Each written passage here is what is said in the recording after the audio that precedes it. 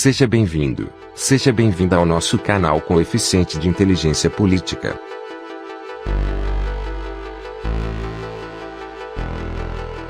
Se inscreve em nosso canal, aperta o gostei, deixe seu comentário. Essas são ações que ajudam a podermos produzir mais vídeos e revelar a verdade por trás da nossa política.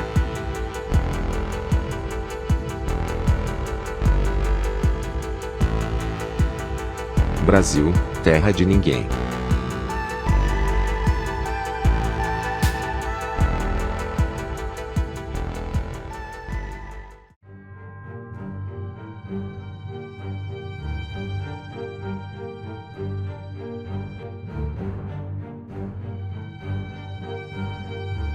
O Brasil só se tornou uma nação soberana, de fato, com a independência, declarada em 7 de setembro de 1822 pelo então príncipe regente Pedro de Alcântara, que se tornou nosso primeiro chefe de Estado sob o título de Dom Pedro I.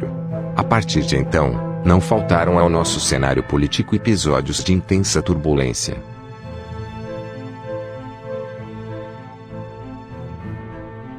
Desde a independência, tivemos vários tipos de revoltas, tentativas de golpe de Estado e golpes efetivamente aplicados. Se um golpe de Estado é definido como subversão da ordem institucional, então, podemos dizer que, no período aqui abordado, de 1822 até os dias atuais, tivemos pelo menos 9 golpes no Brasil.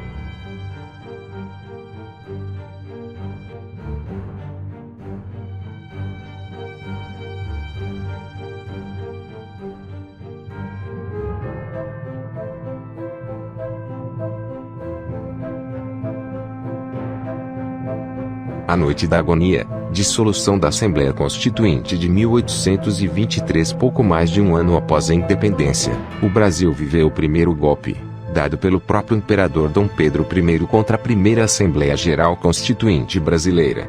Essa Assembleia foi eleita e instalada em 3 de maio de 1823 com o objetivo de confeccionar o primeiro texto constitucional para o Brasil. O principal motivo da dissolução dizia respeito às disputas políticas internas dos constituintes, que se dividiam entre liberais, moderados e radicais, e conservadores. Um dos membros da Constituinte, José Bonifácio de Andrade Silva, era ministro de Dom Pedro I e passou a dificultar o acesso direto entre os conservadores e a própria pessoa do imperador. Dom Pedro I, então, afastou Bonifácio do cargo. Este, por sua vez, reagiu violentamente contra o governo por meio de artigos de jornais.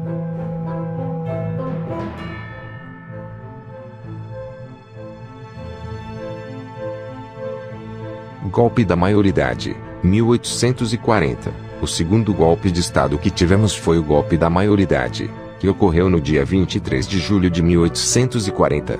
Esse golpe aconteceu no período regencial, um modo de governo formado após a abdicação de Dom Pedro I, em 1831.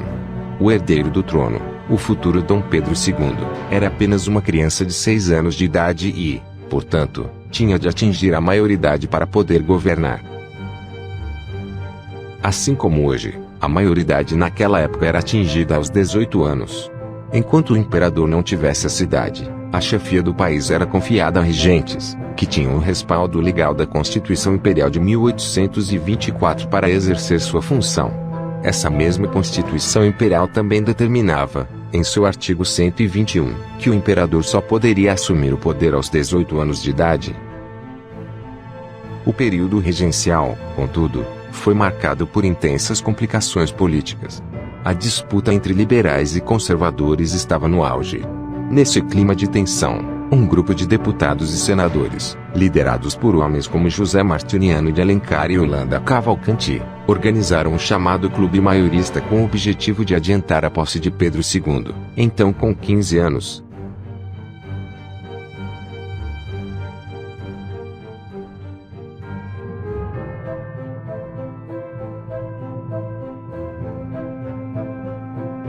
Proclamação da República, 1889, o que comumente conhecemos por Proclamação da República, ocorrida no dia 15 de novembro de 1889, foi, na verdade, um golpe militar que pôs fim ao regime monárquico no Brasil.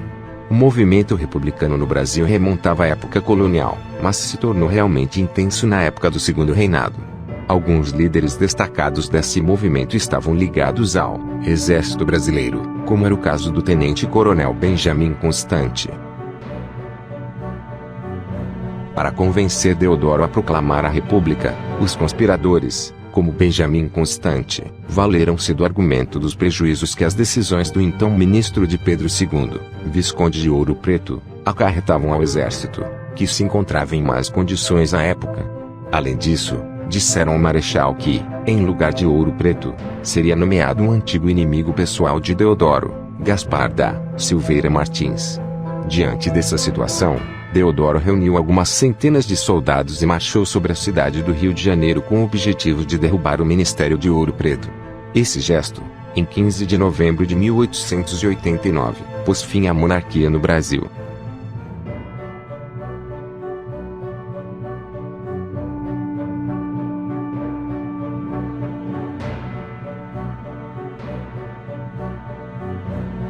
Golpe de 3 de novembro de 1891. Dado o golpe de 15 de novembro, Deodoro, o monarquista que derrubou a monarquia, acabou sendo chefe interino da República até que esta tivesse uma Constituição. O texto constitucional republicano foi aprovado em 14 de fevereiro de 1891. Deodoro da Fonseca foi eleito indiretamente o presidente da República. Em segundo lugar, ficou outro marechal, Floriano Peixoto, como vice.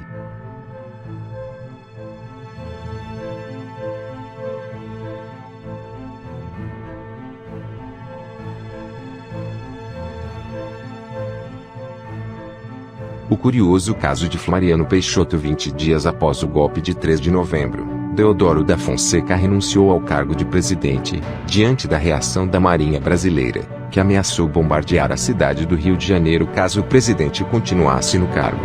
Essa reação da Marinha ficou conhecida como Primeira Revolta da Armada. No lugar de Deodoro, assumiu o vice, Floriano Peixoto. Como não havia um ano ainda de mandato de Deodoro, o que a Constituição previa era a convocação de novas eleições presidenciais. No entanto, o Marechal Floriano não convocou as novas eleições com a justificativa de que a Constituição de 1891 tinha dispositivos que determinavam a convocação de novas eleições só se o presidente tivesse sido eleito diretamente pelo povo, o que não ocorreu no caso de Deodoro da Fonseca.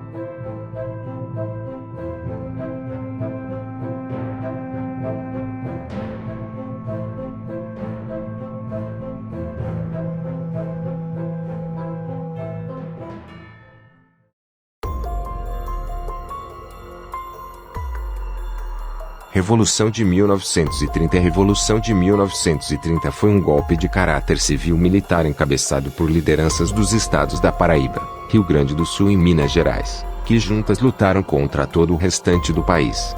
O estopim para a explosão da Revolução de 1930 foram as eleições presidenciais daquele ano.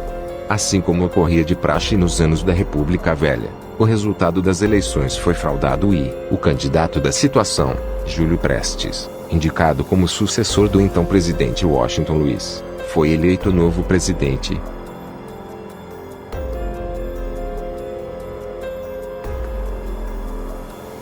Estado Novo 1937. Após ter sido eleito indiretamente presidente da República, em 1934, portanto 4 anos após a revolução que o levou ao poder, Vargas teve de lidar com outros problemas.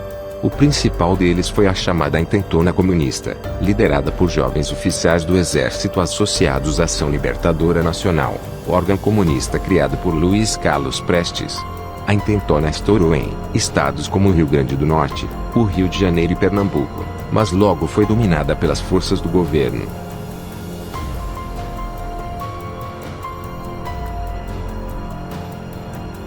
O problema é que, nos anos que se seguiram, o comunismo e o tenentismo a ele associado ainda eram tidos pela alta cúpula do exército e pelas lideranças civis próximas a Vargas como os principais alvos a serem combatidos.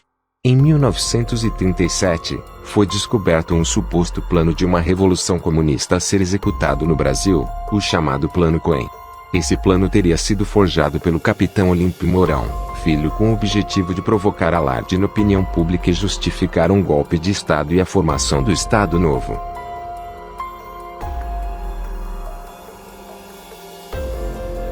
Deposição de Getúlio Vargas em 1945. Praticamente os mesmos militares que apoiaram o golpe de 1937 tiraram Vargas do cargo de chefe de Estado em 1945. O contexto do golpe que depôs Vargas do cargo de presidente em 29 de outubro de 1945 era o do fim da Segunda Guerra Mundial. Como é sabido, Vargas foi de 1937 a 1945 um ditador aos moldes do fascismo europeu, tendo inclusive se aproximado da Alemanha nazista no início do Estado Novo.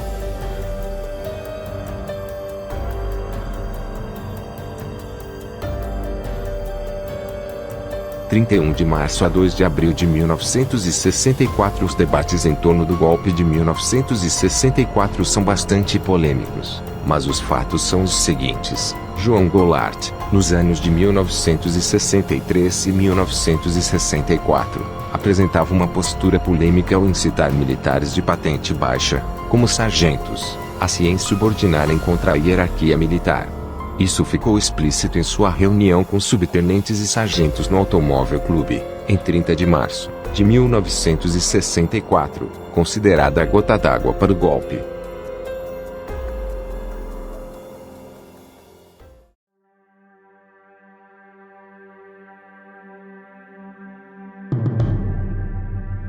Como foi falado no início, os golpes aqui elencados levam em consideração o rompimento da ordem institucional. No entanto, poderíamos apontar outros processos e acontecimentos que apontam a possibilidade de golpe ou tomada do poder em nosso país.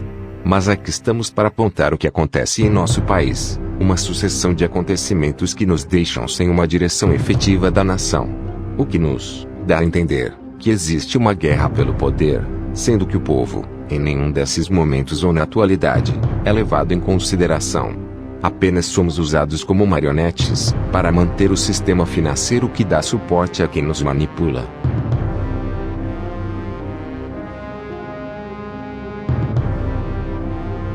Quando o povo terá vez e voz, não apenas no formato atual das eleições, que sabemos não ser totalmente transparente e justo, basta analisar os eleitos, nossos representantes, aqueles que elegemos, porque o próprio sistema favorece aqueles que querem dominar, ter o poder e continuar manipulando o povo. Estamos falando bobagem. Todos conhecem as eleições, o quanto o poder econômico direciona os resultados, compra de votos, intimidações, crime organizado, troca de favores, opressões, medo. Não temos um sistema político que respeite a necessidade do povo, o desejo do povo.